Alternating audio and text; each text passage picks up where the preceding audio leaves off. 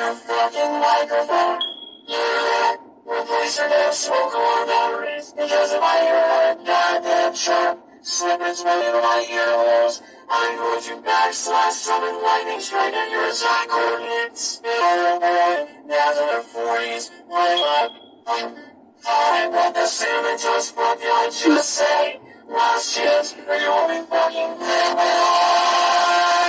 Back to what I was saying, down to the 40s, playing on a 55-inch TV on weekends. Your mice give me stage 4 diarrhea, when I will learn to project out vomiting from the poor audio quality some of you bozos are shouting into my antennas. And I have sweet baby Keem.